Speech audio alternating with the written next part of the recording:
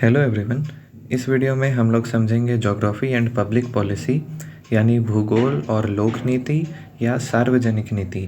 तो ज्योग्राफी में public policy को क्यों इंक्लूड किया जाता है, क्यों ज्योग्राफर पब्लिक पॉलिसी बनाए तो वो अच्छा होता है, या फिर पब्लिक पॉलिसी को ज्योग्राफिकली क्यों देखा जाना चाहिए, इसको हम लोग इस वीडियो में समझेंगे। तो हमारे वीडियो का जो फॉर्मेट रहेगा वो हर बार की तरह एक बेस्ट आंसर राइटिंग फॉर्मेट रहेगा, जिसमें हम लोग सबसे पहले इस टॉपिक का इंट्रोडक्शन समझेंगे, फिर समझेंगे कि इसका डेवलपमेंट कैसे हुआ, ज्योग्राफी में क्या इम्पोर्टेंस है पब्लिक पॉलिसी के लाने का, फिर समझेंगे कि पब्लिक पॉलिसी का इम्प्लीमेंटेशन इंडिया में क्यों ज़रूरी है, फिर हम लोग समझेंगे कि कौन कौन से सेक्टर्स में, मतलब ज्योग्राफी के कौन कौन से सेक्टर्स में पब्लिक पॉलिसी अगर लाया जाए तो वो अच्छे से काम करेगा, और लास्ट में कंक्लूजन देते हुए इस टॉपिक को एंड करेंगे। ये छोटा सा टॉपिक है तो ज़्यादा लंबा वीडियो नहीं बनेगा, तो चलिए स्टार्ट करते हैं। सबसे पहले इसका इंट्रोडक्शन। तो ज्योग्राफी या भूगोल पृथ्वी के वर्णन का विज्ञान है, ये सब हम लोग जानते हैं, जिसमें हम लोग टाइम एंड स्पेस का स्टडी करते हैं, यानी स्थान और समय का अध्ययन करते हैं पृथ्वी के परिप्रेक्ष्य में। और पृथ्वी का वर्णन जो है वो मानव के घर के रूप में होता है, और इसी के कारण भूगोल में हम लोग को लोक नीति की ज़रूरत पड़ जाती है, क्योंकि मानव का निवास कैसे स्थान में होगा, किस जलवायु को देखते हुए किस तरह का वो निवास बनाएगा, ये सारी बातें ज्योग्राफी में पढ़ी जाती हैं। और ज्योग्राफी से हम लोग अच्छी अच्छी लोक नीतियाँ बना सकते हैं, जो कि पर्यावरण को भी नुकसान नहीं पहुंचाएगा और मनुष्य पर भी सकारात्मक प्रभाव डालेगा। ठीक है, ये बात हम लोग इंट्रोडक्शन में लिख सकते हैं। इसके बाद अगर इसके ऐतिहासिक परिप्रेक्ष्य या बैकग्राउंड की बात किया जाए कि कैसे आया, तो ये विचार जो है वो मात्रात्मक क्रांति यानी 1960 के बाद से जो विचार आए, मतलब मात्रात्मक क्रांति के बाद जो विचार आए, जैसे व्यवहारवाद, क्रांतिवाद या रेडिकलिज्म, कल्याणवाद, वेलफेयरिज्म, ये सारे थाट्स जब ज्योग्राफी में डेवलप होने लग गए, तो अब बात होने लग गया था कि अब ऐसा पब्लिक पॉलिसी बनना चाहिए, ऐसा लोक नीति बनना चाहिए जो जनता के भलाई के लिए सबसे बेस्ट हो, और उसके लिए एक ज्योग्राफर ही वैसा नीति बना सकता है, क्योंकि ज्योग्राफर जो है वो नेचर से जुड़े सारे एस्पेक्ट को देखते हुए और ह्यूमन से जुड़े सारे एस्पेक्ट को देखते हुए कोई पॉलिसी बनाएगा या पॉलिसी सजेस्ट करेगा।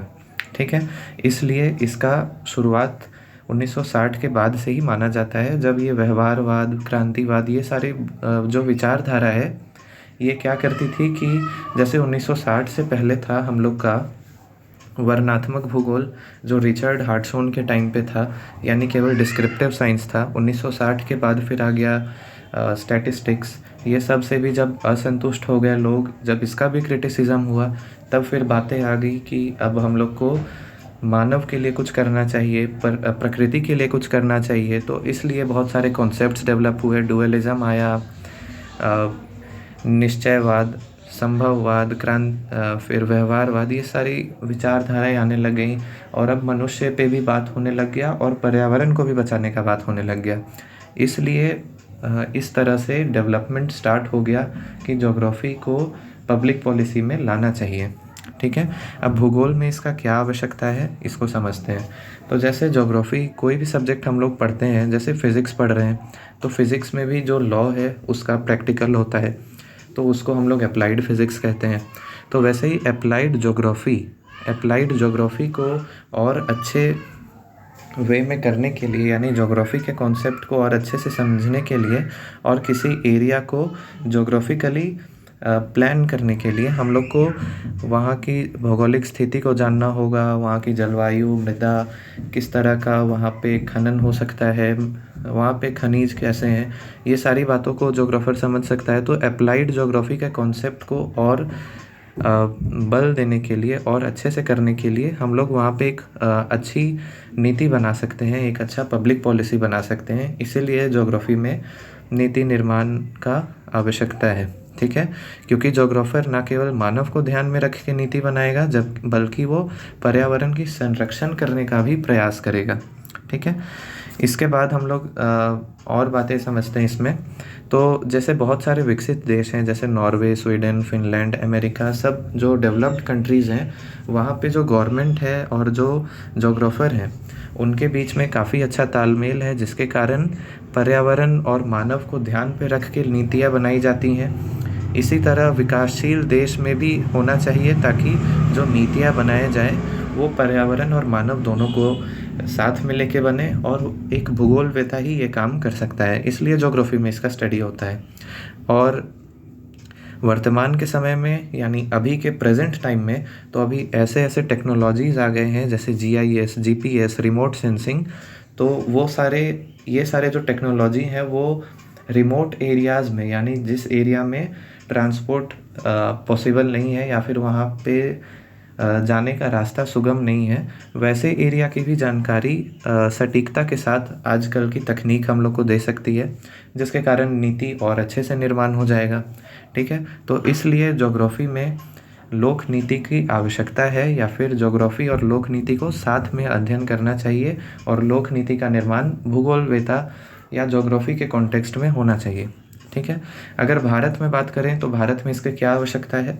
तो भारत जो है वो विश्व भर में अपने प्राकृतिक संसाधन, पेड़ पौधे, सबसे अधिक जनसंख्या, सबसे अधिक युवा शक्ति के लिए प्रसिद्ध है। सबसे ज़्यादा यहाँ पे यंग लोग रहते हैं, उनकी युवा शक्ति है। यहाँ पे काफ़ी सारे संसाधन हैं, काफ़ी क्षेत्रों में भारत विश्व के कई देशों से आगे है।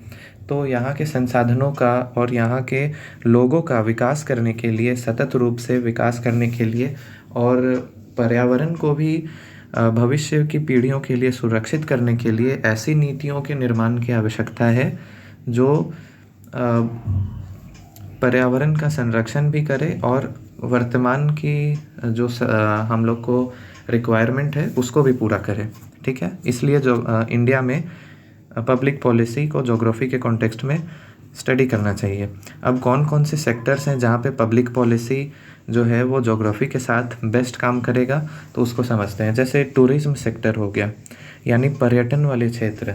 तो भूगोलवेत्ता अलग अलग क्षेत्र में जाते हैं, वहाँ के बारे में भ्रमण करते हैं, वहाँ के बारे में क्लाइमेट, सॉइल, एग्रीकल्चर, सब के बारे में जानते हैं। तो टूरिज्म सेक्टर में अगर कोई पब्लिक पॉलिसी बनता है और उसमें अगर कोई जोग्राफर इंक्लूड होता है तो वो काफ़ी अच्छा पॉलिसी बनाएगा।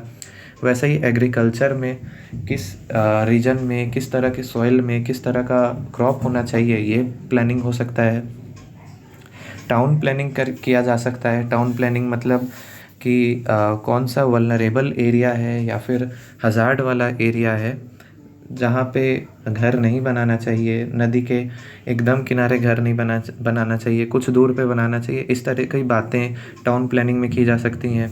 डैम का निर्माण किस एरिया में होना चाहिए ताकि जो पानी का प्रवाह है वो भी प्रभावित ना हो और लोगों को भी अपने जगहों को छोड़ के जाना ना पड़े और कम से कम लॉस हो। ये सारी बातें, सेटलमेंट कहाँ पे होना चाहिए, फिर पॉल्यूशन किस तरह से कंट्रोल होना चाहिए, ये सारी बातों पे जो लोक नीति है वो भूगोलवेत्ता अच्छी तरीके से बता सकता है। तो फाइनली निष्कर्ष में हम लोग ये कह सकते हैं कि भूगोल के साथ लोक नीति बनाना ना केवल मानव के लिए उपयोगी है, बल्कि इससे पर्यावरण का भी संरक्षण होगा। और जो हमारा सतत विकास का सपना है, सस्टेनेबल डेवलपमेंट को लेके अभी वर्ल्ड लेवल पे भी काफ़ी सारे कॉन्फ्रेंसेस हो रहे हैं और पूरा वर्ल्ड जो है वो सस्टेनेबल डेवलपमेंट के कॉन्सेप्ट को आगे बढ़ाने का कोशिश कर रहा है। तो इस कोशिश को और एक बूस्ट करने के लिए हम लोग पब्लिक पॉलिसी में ज्योग्राफी को इंक्लूड कर देंगे, तो ये और अच्छे से हो जाएगा। तो ये था ये छोटा सा कॉन्सेप्ट। आई होप आपको समझ में आया होगा। Thank you.